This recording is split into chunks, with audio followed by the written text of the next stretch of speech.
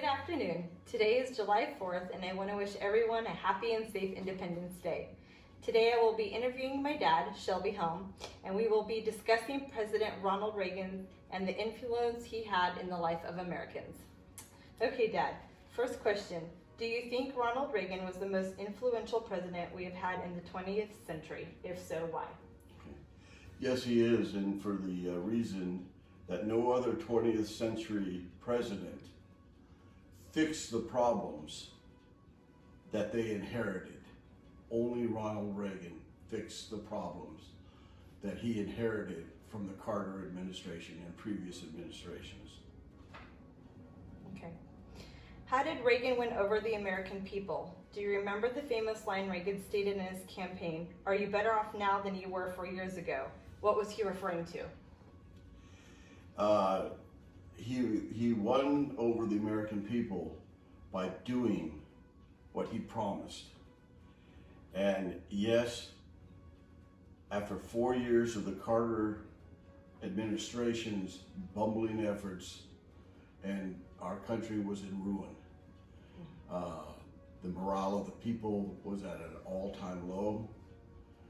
Our influence in the world had collapsed, and we had hostages in Iran for 440 days of the Carter administration, and he did very little about it.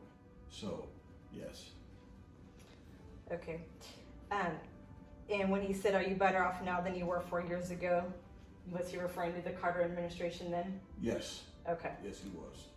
What do you remember most about Reagan's inauguration day? The freeing of the Iran hostages that happened minutes after Reagan was inaugurated. The his first phone call he received was that they were releasing the hostages because Iran understood that there was a new sheriff in town and they were going to take it full brunt of the U.S. military if they didn't release them. And how did Reagan's influence in the Cold War?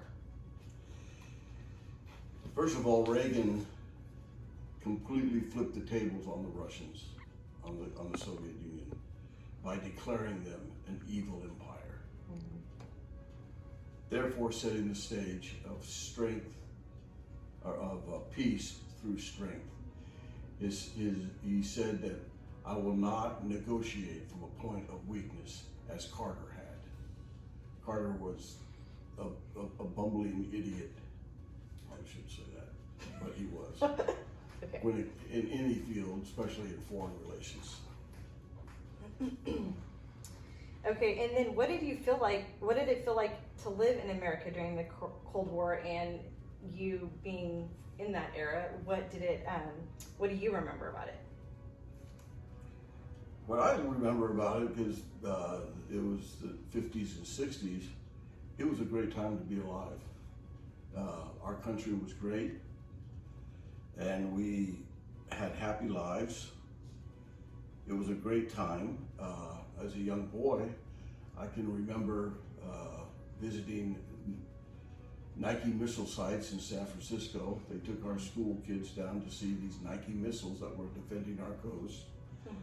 I remember fighter jets from Hamilton Air Force Base flying over all the time with their sonic booms. It was great.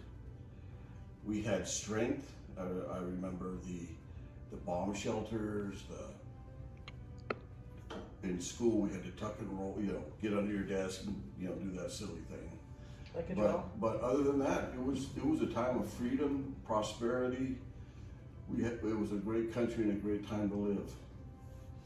Yeah. What do you think that of Reagan's Star Wars or Strategic Defense Initiative and the way it changed our military? Because that kind of all coincided with that time era. Yeah, that was a straw that broke the Soviets back. They couldn't deal with it. It was too powerful. They couldn't even understand the technology, and they had no way of countering it.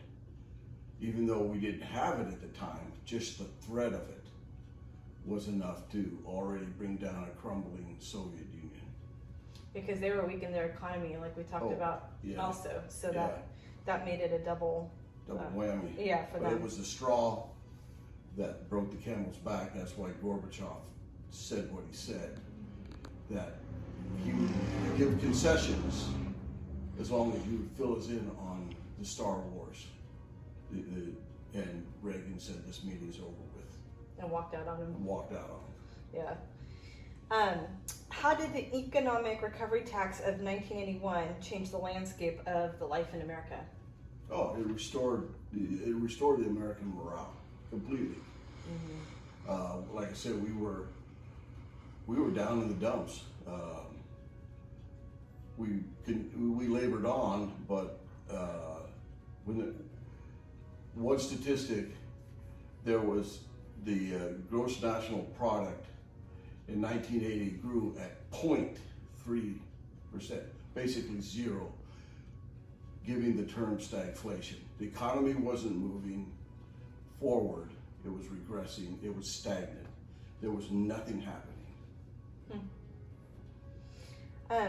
Can you remember the influence of Reaganomics and what good came out of that, and also who coined the term Reaganomics? It restored the American morale, is what it did. Yeah. Because the prime interest rate for a mortgage, for a loan on a home, was 21%. Inflation was at 13.5%. Unemployment was at almost 8%. We were losing jobs overseas, left, right, and center. Factories were closing down. That's when the term the Rust Belt started. It was America was demoralized, and with Reaganomics, and that was coined by, if I'm not mistaken, his vice president, who was running against him, George Bush Sr. Okay, what was the feeling like in the country upon the attempted assassination of Reagan? First of all, it was shock, but then relief that he was all right. And I watched it, and there was one thing that stood out when you watched the crowd, is that there was a policeman who was standing with his back to the crowd. He wasn't facing the crowd doing his job. Probably if he would have been turned around facing the crowd, he would have saw the assassin's gun raise up, which was a .22 caliber, and maybe he would have been able to prevent it. But it was a relief that he was able to recover so quickly. He was joking while he was being pushed down the halls of the hospital, wanting to know, hey, was the guy a Democrat or a Republican? You know, and so he had a great sense of humor. He was a very strong man physically, even though at the time he was the oldest president we'd ever had. Physically, he was fit. Mentally, he was sharp as a tack. He had almost total recall, and that never diminished even after the assassination attempt, which almost killed him. Just missed his heart. So. And then lastly, what do you think was Reagan's greatest accomplishment? I feel his greatest accomplishment was the economy, even though the fall of the Soviet Union was great. The restoring of the morale of America and was a great accomplishment, but it all came from the fact that he restored the economy. He restored something that had been completely destroyed by the Carter administration. And you gotta understand, at this time, Reagan was battling a Democratic-controlled House and Senate, and he still got this stuff done. He didn't have the luxury of having a House or a Senate in his favor. They were both against him. He fought the old Tip O'Neill, Speaker of the House, who was a tough Massachusetts Democrat, and he even earned his respect. So I don't think we could have completed the fall of the Soviet Union had it not been to fix the economy first and go from this stagflation, inflation era of Carter that he inherited to this great economy that was, by the end of his last 4 years, was a booming economy. Mm-hmm. Things were booming all over. Interest rates had fallen. You couldn't get a loan in America for a house. I know, I tried buying a house at that time. Do you remember that, our first house that we bought? Yeah. What a disaster that was. That's when you could, real estate market had basically collapsed.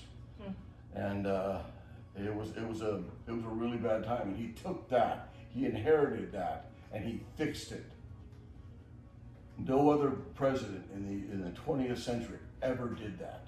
Mm-hmm. They never fixed the problems that they got, including FDR. FDR inherited a depression, and when the bombs fell on Pearl Harbor, 8 years later, we still had 25% unemployment.